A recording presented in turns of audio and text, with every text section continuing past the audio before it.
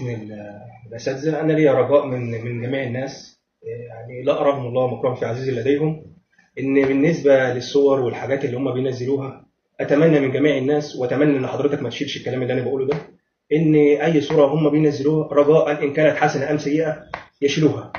انا مش عايز الصور اللي هم حاطينها بالنسبه على صفحات التواصل الاجتماعي ان كانت بالخير ام بالشر انها تنها موجوده. يعني الله يرحم اللي مات ويبارك في الناس اللي موجوده.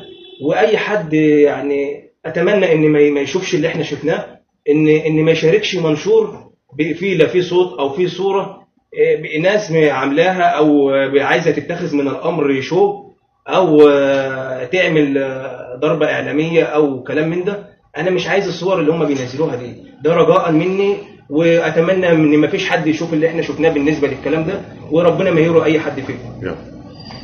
طبعا شهدت محافظة المنوفية بالأمس وقعة مأساوية كبيرة، مقتل الزوجة آية بنت 21 عام، وضناها ابنها اللي بيبلغ من العمر حوالي 6 شهور فقط لا غير على ايد زوجها في قرية زنارة التابعة لمركز تلا في محافظة المنوفية. معانا دلوقتي طبعا شقيقها والمحامي. في البداية بنعزي حضرتك البقاء لله. محدش يعزيك يا باشا. حضرتك عرفت الخبر امتى وازاي؟ والله انا بالامس جالي تليفون من ابن خالتي وانا طالع الشغل الساعه 8 صباحا. قال لي في مشكله كبيره عند اختك، الحق شوف في ايه. وبالفعل قمت ان انا طلعت وخدت عربيتي وطالع. جالي اتصال تاني وانا على بدايه الطريق على اساس ان انا كنت رايح مركز تلا اشوف في ايه او اشوف المستشفى فيها ايه. جالي اتصال تاني ان اختي موجوده في مستشفى شبين الكوم، ده مستشفى القصر. وبناء عليه توجهت لشبين الكوم بسرعه، ان انا رحت عشان الحقها لو هي مصابه او هي في حاله ان انا اقدر الحقها.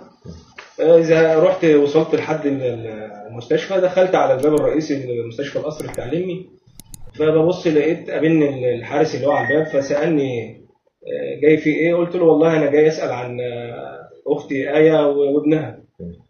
قال لي اختك آية؟ قلت له اه. قلت له طيب هي فين ممكن اقدر اوصل لها او الاستقبال كده؟ قال لي البقاء لله هي في الثلاجه من ساعه ما جت هي ونجلها. ده اللي انا الخبر ده وصل لي بالطريقه دي. يعني كان اختك عليها رحمه الله كان في بينها وبين زوجها اي خلافات سابقه والكلام ده كله؟ والله هو دائما في خلافات ما بينهم تليفونيا، لان هي الفتره اللي اتجوزوها حوالي من سنه ونص حتى سنتين. كل الفتره ديت هو ما قعدش معاها كتير في زي ما بنقول كده عيش الزوجيه، غير مثلا شهر او اكتر بالنسبه للفتره الاولانيه في الزواج اللي هي حملت فيها. بعد كده سافر وعلى طول في اتصالات، فدائما في خلافات بسبب ان هي حملت في دكتور في فلوس كشف. حتى بعد ما ولدت من هنا، والموضوع كبر بالنسبه للخلاف المادي. ده بالنسبه ده في مصاريف في المستشفى، بالنسبه في مصاريف للبن بتاع الطفل، بالنسبه ان هو ده كتير عليه. زياده على كده ان الفلوس دي كانت بتيجي عن طريق والدته، بيبعت الفلوس لوالدته وبعد كده والدته تديها الفلوس. كان لها مبلغ مثلا معين، زاد كده لما هي كانت بتجيب لبن ترضع ابنها. بناء عليه اختلفوا بسبب الماديات اللي هي البسيطه، اللي ما نقولش ان هو يستاهل ان نعمل خلاف. اي حد بيبقى عنده طفل واثنين وثلاثه، وبيبقى فيه لو لا قدر الله مرض بتقدر ان انت تعالجه، بتقدر انت تصرف عليه. وزياده على كده انت مسافر السعوديه وشغال في مكان كويس، اهليتك مرتاحين ماديا، ومفيش مانع ان انت تصرف على ابنك او تعمل خلاف، او على طول يبقى فيه مشادات في التليفون.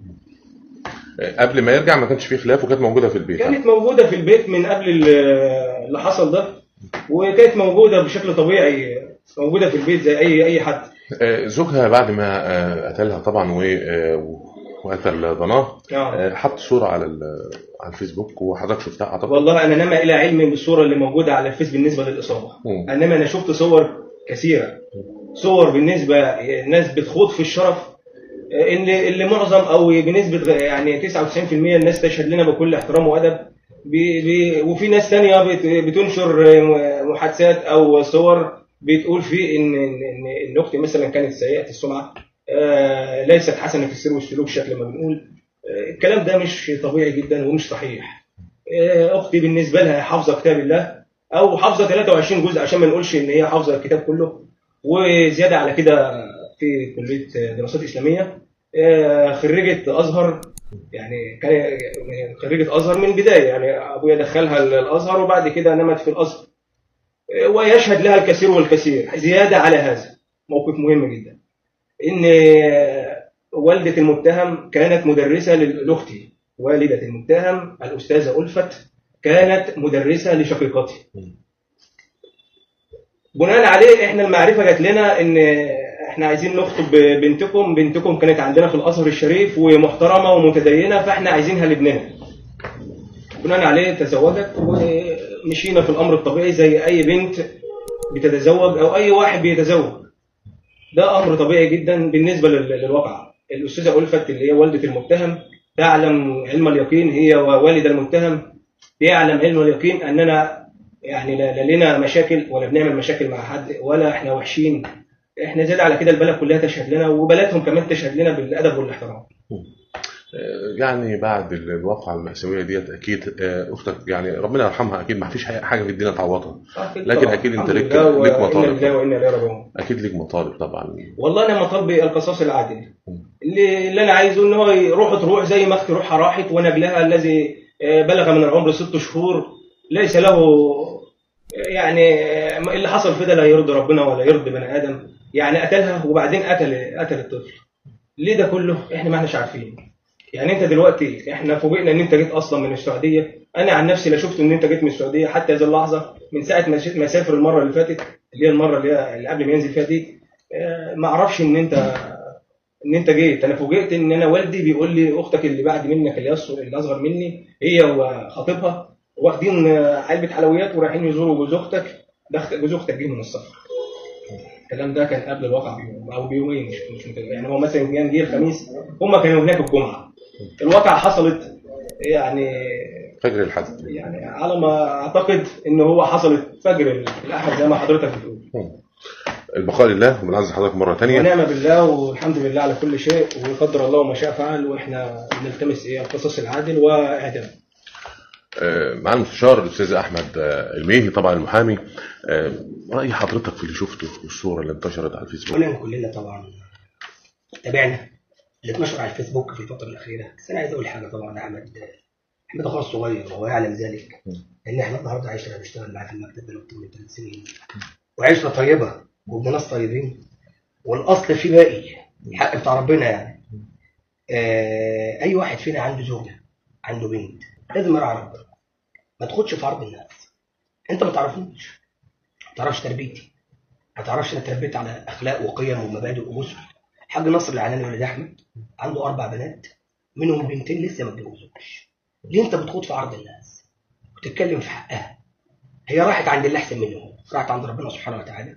فانا بناشد الناس الموجوده على الفيسبوك كلهم ناس محترمه، اذ ربما يكون اخطاوا في التعبير، فانا بناشدهم ان هم يتقصوا الحقيقه الاول ويعرفوا الناس دي الاول، ثم بعد كده يبدوا رايهم.